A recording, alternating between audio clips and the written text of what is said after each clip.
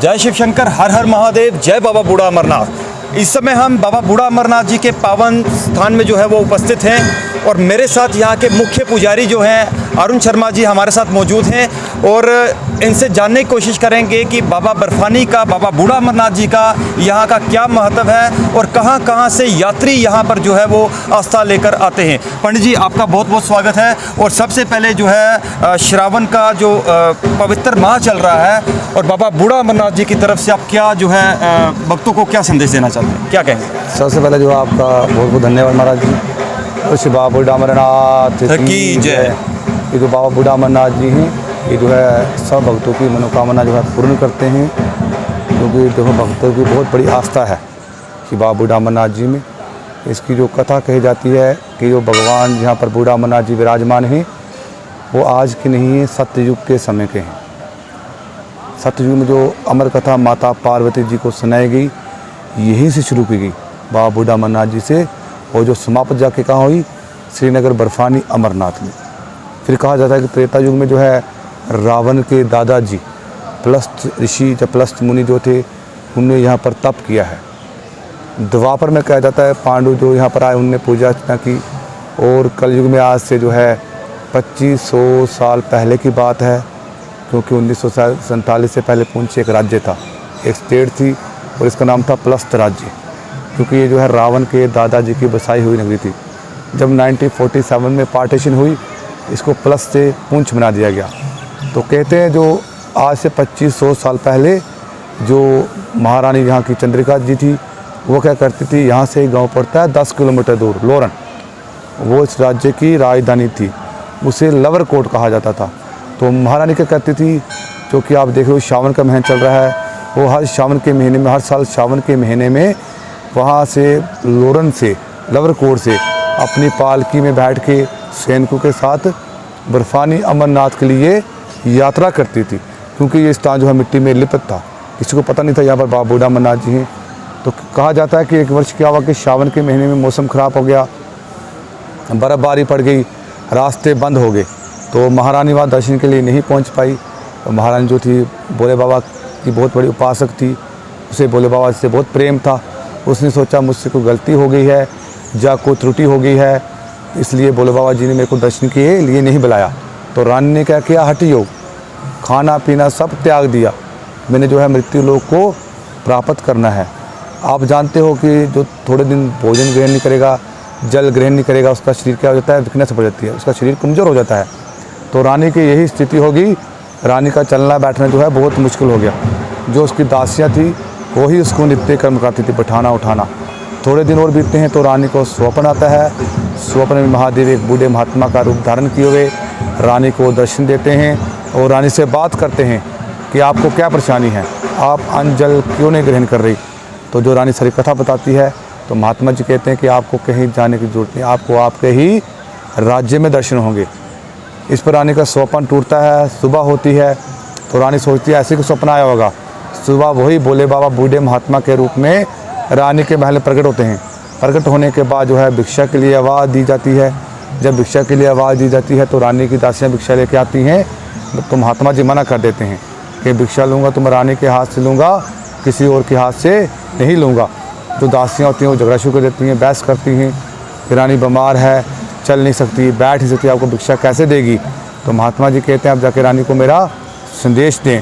इस पर एक दासी जाती है, जैसे वो कक्ष के अंदर प्रवेश करती है, प्रवेश करने के बाद जब वो रानी को संदेश देती है, क्योंकि जो महात्मा जी होते हैं वो जो भोलेनाथ वही महात्मा के रूप में होते हैं, जब रानी को संदेश मिलता है तो उनके प्रभाव से रानी के शरीर में जान आती है, उठती है, वो चलना शुरू कर देती है। बाहर आके क्या देखती है, वही महात्मा जी जो स्वप्न में थे। प्रणाम करती है, प्रणाम करने के बाद जो है महात्मा जी से प्रार्थना करती है कि आप हमको स्थान बताइए। फिर वहाँ 10 किलोमीटर दूर रानी के सैनिक और पालकी तैयार की जाती है। पालकी में रानी को बैठाया जाता है, महात्मा जी को साथ लिया जाता है, यहाँ लाया जाता है। जब यहाँ लाया जाता है तो ये स्थान जो है मिट्टी में लिप्त होता है, पूरा इसके लेवल लिप्त होता है।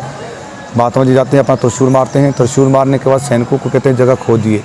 जब जगह खोदते हैं, अंदर आपने देखा एक पालकी है जी, पूरा एक ही पत्थर की है, वो निकलती है। वो स्वयंभू है, सतयुग के समय की पहले वो निकलती है। उसके अंदर आपने जो है भक्तों को दर्शन करवाए। बाबा बूढ़ा अमरनाथ जी जो बूढ़े के आकार में विराजमान हैं, वो निकलते हैं। वो निकलने में कर सफाई की जाती है। सफाई करने का जो महात्मा जी होते हैं वो रानी को अंदर ले जाते हैं और अपने हाथ से पूजा करवाते हैं। जब पूजा समाप्त होती है तो रानी को वर देते हैं। क्या वर देते हैं कि जो कोई बूढ़ा है, बीमार है, वृद्ध अवस्था में जो भी अवस्था में बीमार है, जो जैसा भी अवस्था है, क्योंकि आप जानते हो कि जो बर्फानी अमरनाथ है वो बहुत कठिन, वहाँ पे संभव नहीं है, संभव जाना नहीं है, कठिन है, बर्फ़ है, जो कि आप देखोगे पहलगाम की तरफ से जाओगे तो आपको 42 किलोमीटर पैदल जो है यात्रा करनी पड़ेगी बर्फ़ों से, पहाड़ों से। इसलिए जो भगवान उनको वर देते हैं कि जो वहाँ नहीं पहुँच सकता किसी कारणवश, यहाँ बाबा बूढ़ा अमरनाथ जी के दर्शन करेगा उसकी यात्रा जो है पूर्ण है। और जो बर्फानी अमरनाथ जी के दर्शन करके यहाँ दर्शन नहीं करेगा उसकी जो है यात्रा पूर्ण नहीं मानी जाएगी। इस पर जो है भगवान बूढ़ा अमरनाथ जी, जो अंदर बाबा बूढ़ा अमरनाथ देख रहे हो, उसमें रानी को वर देके उसमें लिप्त हो जाते हैं। तब रानी को पता चलता है कि भोलेनाथ थे। तब रानी से प्रार्थना करती है, हे प्रभु कि आपने मेरे को बूढ़े के रूप में दर्शन दिया, इसलिए जो है कलयुग में आपका नाम बाबा बूढ़ा अमरनाथ जी होगा, इसलिए इनको बूढ़ा अमरनाथ जी कहा जाता है। आप मंदिर के बैक साइड पीछे देखिए, एक जो है गंगा मैया, जो एक नदी बह रही है जिसको प्लस्त गंगा कहा जाता है, प्लस्त गंगा, जो मंदिर के बैक साइड है वो बह रही है। मंदिर के फ्रंट पे सीधा आगे देखिए, गेट के जाके पास में वहाँ एक गौरी कुंड है। गौरी कुंड का जो महत्व कहा जाता है कि वो जो है बर्फानी अमरनाथ जी से जल आता है, यहाँ से आके बाहर निकलता है, क्योंकि उस जल की सबसे बड़ी खासियत क्या है, वो जैसे गंगा मैया का जल है वो कभी ख़राब नहीं होगा। उसको आप लेके जाइए, घर में 10 साल 20 साल रखिए, ऐसा ही रहेगा। इसलिए वहाँ जो जल जो भगत आता है वहीं स्नान करता है, कोई गंगा मैया में स्नान करता है तो जहाँ बाबा बूढ़ा अमरनाथ जी की पूजा अर्चना करता है। और श्री बाबा बूढ़ा अमरनाथ की जय। पंडित जी, एक चीज़ मैं आपसे और पूछूंगा कि जिस तरीके से देश विदेश में भगवान भोलेनाथ के जितने भी स्थान हैं, यानी तीर्थ स्थल हैं, आकार हैं, उनमें से क्या ये भी एक प्रमुख उसी तरीके का जो है वो यहाँ की महानता है? ये जो है, मैं आपको महाराज जी एक बात ना चाहता हूँ, ये जो है सिद्ध पीठ स्थान है। सिद्ध पीठ स्थान सिद्ध क्या होता है, देखो जहाँ भगवान भोलेनाथ ने खुद बैठ के अमर कथा की हो, सिद्ध हो गया। जी, सतयुग के समय का स्थान है। वो तो हम स्थापित करते हैं, कोई त्रेता युग में है, कोई द्वापर में आ रहा है। ये स्थान सबसे पुराना है, प्राचीन है, क्योंकि लोगों को पता नहीं है इस चीज़ का। ये बहुत प्राचीन स्थान है, ये सिद्ध पीठ स्थान है। देखो जहाँ बाबा भोलेनाथ जी ने अमर कथा की हो, उसके बाद देखो जो है रावण के दादाजी ने यहाँ कठोर तप किया हो, पांडु ने यहाँ पूजा अर्चना की हो, महारानी की बात आ जाती है, उनको बाबा ने यहाँ पर साक्षात बुढ़े के रूप में दर्शन दिया। ये स्थान जो है बहुत प्राचीन स्थान है और सिद्ध पीठ स्थान है। और मैं आपको ये बात बताना चाहता हूँ कि जितने भी लोगों को पता नहीं है, लोगों को इस स्थान के बारे में जागरूकता नहीं है, इतनी जागरूकता नहीं है। आप मीडिया के माध्यम से मैं बताना चाहता हूँ, क्योंकि देखो अभी 2 साल से क्या है कि यात्रा बंद है कोरोना वायरस के चलते। कोरोना वायरस जो है, आप देखो पूरे विश्व में जो है बहुत बड़ी महामारी जो है छाई हुई है। ठीक है, इसके कारण बहुत से जो जीव इस दुनिया से चले गए इस महामारी के कारण से। कारण मैं सबसे पहले कहता हूँ कि देखो, आपकी अगर जान है तो जहान है। ठीक है महाराज, किसी चीज़ का रिस्क नहीं लेना है। अगर आप इस साल यात्रा नहीं है तो घर में बैठिए, कोई परेशानी नहीं है। आप मीडिया के माध्यम से जो है, मीडिया के माध्यम से आप देखो सबको दर्शन करवा दोगे, यही दर्शन करा लिया मन भगवान को, वहीं आप प्रणाम कीजिए, क्योंकि देखो जान है तो जहान है। सबसे पहले बात, अगर आपकी जान स्वस्थ रही, अच्छे रहे, तो अगले साल यात्रा कर पाओगे।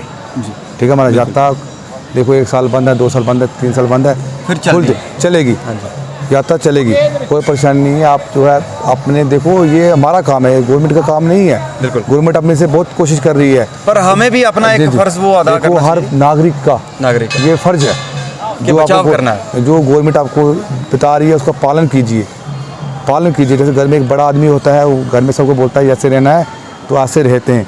ये जो सरकार है, जो गवर्नमेंट है, ये पूरे हिंदुस्तान की जो है एक माँ है, बिल्कुल बाप है। उनकी बात आपने माननी है। हम लोग मानते नहीं हैं, हम आज सोचते हैं कि हम ही कुछ, इससे हमको नुकसान होता है। देखो, कोरोना का जो कोई इलाज नहीं है, कोरोना का कोई इलाज नहीं है, वो सीधा आपको मृत्यु लोक में ले जाएगी। इसलिए बचिए, कोशिश कीजिए ज़्यादा से ज़्यादा बचिए। अगर आप आते हो तो कम से कम आइए, दर्शन कीजिए। जो गवर्नमेंट ने जो आपको निर्देश दिए हुए हैं, सरकार ने जो निर्देश दिए, अपना मास्क साथ में रखिए, सैनिटाइजर साथ में रखिए, सोशल डिस्टेंस रखिए, कोई परेशानी नहीं है। आप दर्शन खुले हैं, और मैं फिर आपसे विनती करता हूँ कि आप घर में रहिए, मीडिया के थ्रू से आप जो है दर्शन कीजिए। भगवान आपका कल्याण करेंगे। भगवान यहीं पर हैं, भगवान सबको देख रहे हैं, सबका कल्याण करते हैं, भगवान सबका भला करते हैं और भोलेनाथ सबकी मनोकामना पूर्ण करते हैं। आप वहाँ से ही भगवान जहाँ बैठे हो वहाँ से प्रणाम करो, भगवान को प्रणाम आपका स्वीकार है। आप जो है मानसिक पूजा कीजिए, भगवान को पहुँच जाएगी। और ज़्यादा रिस्क मत लीजिए। मैं फिर कह रहा हूँ कि जान है तो जहान है। बिल्कुल। पंडित जी हमारे साथ बात करने के लिए बहुत बहुत धन्यवाद।